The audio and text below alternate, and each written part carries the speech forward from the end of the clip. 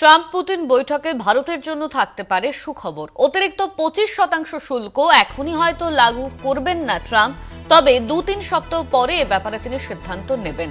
রাশিয়ার তেল কেনা নিয়ে নতুন করে আর কিছু বলেননি মার্কিন প্রেসিডেন্ট।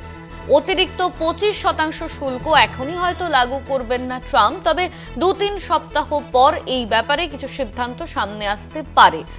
অতিরিক্ত 25% শুল্ক এখনই লাগু হচ্ছে না। ট্রাম্প পুতিন বৈঠকে ভারতের জন্য থাকতে পারে সুখবর। অতিরিক্ত 25% শুল্ক এখনই হয়তো লাগু করা হচ্ছে না, তবে 2-3 সপ্তাহের মধ্যে এই নিয়ে সিদ্ধান্ত নেওয়া হতে পারে। আমাদের সঙ্গে রয়েছেন আমাদের কলকাতা টিভির পলিটিক্যাল এডিটর আশিস চট্টোপাধ্যায়। আশিস দা, ট্রাম্প পুতিন বৈঠকে ভারতের জন্য সুখবর থাকতে পারে। বলা হচ্ছে যে অতিরিক্ত 25% শুল্কের কথা বলা হয়েছিল, সেই শুল্ক লাগু হতে পারে। দেখো, পুতিনের সঙ্গে বৈঠকের আগে ট্রাম্পের যে কথাবার্তার ঢং এবং মেজাজ ছিল, বৈঠকে যাবার পরে কি গুণ করলেন পুতিন, যেমন আমরা বাংলা ভাষায় অনেক সময় বলি কি গুণ করলে আমাকে, সেই রকম আর কি পুতিন কি গুণ করলেন ট্রাম্পকে, যে ট্রাম্পের কথাবার্তার ভাব ভঙ্গি মেজাজ সম্পূর্ণ পাল্টে গেল। ট্রাম্প প্রথমত পুতিনের দৃষ্টিভঙ্গি কথাবার্তার ঢঙের বেশ প্রশংসা করলেন। তিনি বললেন যে বৈঠকটাকে 10-এ 10 দিতে হবে, অর্থাৎ 10 নম্বর থাকলে 10-এ 10 পাবে এই বৈঠক, এতটাই সফল। যদিও ইউক্রেনের যুদ্ধের ব্যাপারে কোনো বোঝাপড়া চুক্তি বা কোনো পদক্ষেপের কথা জানাতে পারেননি দুই নেতা, এবং সেটা ট্রাম্প জেলেনস্কির মধ্যে সরাসরি বৈঠকে কিছু হতে পারে এরকমই একটা ইঙ্গিত দেওয়া ছাড়া আর কিছু বলতে পারেননি। কিন্তু বৈঠক থেকে বেরিয়ে ট্রাম্প যে ইঙ্গিত দিলেন সেটা ভারত সহ অনেকগুলো দেশের জন্য যথেষ্ট আশাব্যঞ্জক এবং সুখবর বলেই বলা যেতে পারে। অতিরিক্ত যে শুল্ক তিনি চাপিয়েছিলেন রাশিয়া থেকে তেল কেনার সাজা হিসেবে, সেই শুল্ক তিনি সম্ভবত এখনই লাগু করছেন না। তিনি একটা এরকম ইঙ্গিতপূর্ণ কথা বলেছেন যে 2-3 সপ্তাহ পরে এ ব্যাপারে আমি সিদ্ধান্ত নেব। সুতরাং চলতি মাসের 24 তারিখ বা 27 তারিখ যেদিনটাই হোক না কেন, ভারতের ওপরে যে আরো 25% শুল্ক লাগু হবার কথা ছিল সেটা হয়তো এই মাসে লাগু হচ্ছে না। সেপ্টেম্বরে কোনো একটা সময় দিয়ে এ ব্যাপারে ট্রাম্প কিছু একটা কথা বলবেন।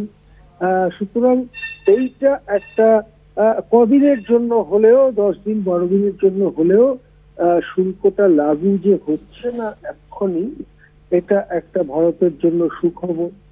দ্বিতীয় একটি খুব গুরুত্বপূর্ণ ব্যাপার হচ্ছে এই যে সাংবাদিকরা জিজ্ঞাসা করলেও ট্রাম্প কিন্তু আর রাশিয়ার তেল কেনা নিয়ে নতুন কিছু বলেননি।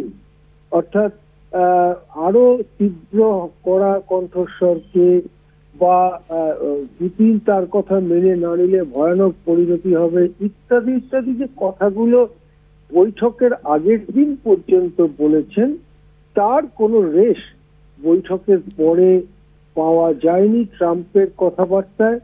নতুন করে রাশিয়ার তেল কেনার বিরুদ্ধে কোনো হুমকিও তিনি দেননি। সুতরাং দেখে মনে হয় যেন যে পুতিন ঢুকলেন আর কিরকম সম্মোহন করলেন নাকি ট্রাম্পকে, কেমন গুণ করলেন যেটাকে বাংলায় অনেক সময় বলা হয়, সেই রকম একটা মেজাজে ট্রাম্প ওই বৈঠক ছেড়েছেন, শেষ করেছেন এবং তারপরে সাংবাদিকদের সঙ্গে কথা বলেছেন। দুই প্রেসিডেন্ট বক্তৃতাও করেছেন এবং পরে বক্তৃতার পরে আবার ট্রাম্প সাংবাদিকদের জানাতে বলেননি যে পুতিন একটা অসাধারণ বক্তৃতা করেছেন। সুতরাং সব মিলিয়ে বৈঠকের আগের মেজাজ আর বৈঠকের পরের মেজাজে একটা বিরাট ফারাক লক্ষ্য করা যাচ্ছে। এই ফারাকটা থাকুক, স্থায়ী হোক, এটাই ভারতের প্রত্যাশা থাকবে। একদিকে যেমন ইউক্রেন যুদ্ধ বন্ধের ব্যাপারে পথ খুঁজে বার করার চেষ্টা, কিন্তু অন্যদিকে রাশিয়ার তেল কেনা নিয়ে যেভাবে জরিমানা মূলক শুল্ক, সাজামূলক শুল্ক ট্রাম্প ভারতের উপরে চাপাচ্ছে বা আরো অনেক দেশের উপরে চাপাচ্ছে, সেগুলো লাগু না হোক, এটাই ভারতের প্রত্যাশা। বা ভারত এই বৈঠক থেকে এইটুকু সুখবর অবশ্যই আশা করতে পারে।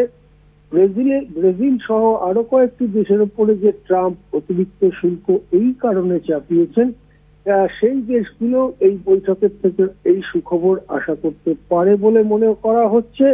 এবং সেই দিক থেকে ট্রাম্প হয়তো এখনই রাশিয়ার থেকে তেল কিনছে যেসব দেশ, সেই তেল কেনার শাস্তি হিসেবে, সাজা হিসেবে নতুন করে আর কিছু করছেন না, এটাই মনে হচ্ছে। হ্যাঁ, ধন্যবাদ আশিস দা। আমাদের সঙ্গে ছিলেন কলকাতা টিভির পলিটিক্যাল এডিটর আশিস চট্টোপাধ্যায়।